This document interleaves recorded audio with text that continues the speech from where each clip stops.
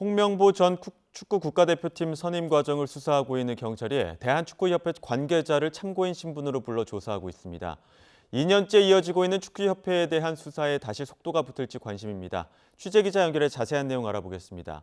조경원 기자, 오늘 경찰이 부른 인물이 누굽니까? 네, 서울경찰청 금융범죄수사대는 오늘 오전 9시부터 대한축구협회 전력강화위원이었던 A씨를 참고인 신분으로 불러 조사하고 있습니다.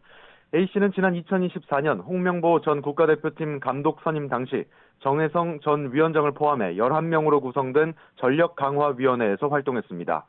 오전 10시부터는 정몽규 전 대한축구협회장과 홍 전 감독 등을 고발한 시민단체 대표에 대한 고발인 조사도 진행되고 있습니다. 앞서 시민단체 서민민생대책위원회는 정 전 회장이 전력 강화위를 협박해 업무를 방해했고 능력이 안 되는 홍 전 감독이 돈을 받아간 것은 업무상 배임이라고 주장하며 이들을 경찰에 고발했습니다.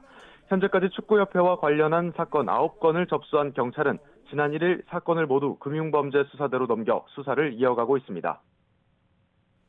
네, 그럼 경찰이 어떤 내용을 중점적으로 확인할까요? 네, 경찰은 홍명보 전 감독을 선임하는 과정이 대한축구협회 규정과 절차에 맞게 진행됐는지를 집중적으로 확인할 것으로 보입니다. 전력강화위원으로 활동한 인물을 참고인으로 부른 것도 당시 회의 심의 내용이 실제 선임 과정에 제대로 반영됐는지를 따져보기 위한 것으로 풀이됩니다.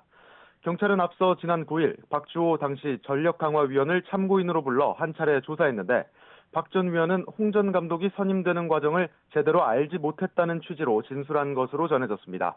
경찰은 앞으로 전력강화위원회뿐만 아니라 상위기구인 축구협회 이사회 관계자들도 참고인으로 불러 조사할 계획입니다. 어느 정도 진술과 증거가 확보되면 이후에는 정몽규 전 회장과 홍 전 감독 등을 직접 불러 사실관계를 파악할 것으로 보입니다. 어제 박종보 서울경찰청장도 축구협회 수사와 관련해 최대한 빨리 결론을 내리겠다고 밝힌 가운데 2년간 이어져 온 수사에 다시 속도가 붙을지 관심이 쏠립니다. 지금까지 사회부에서 YTN 조경원입니다.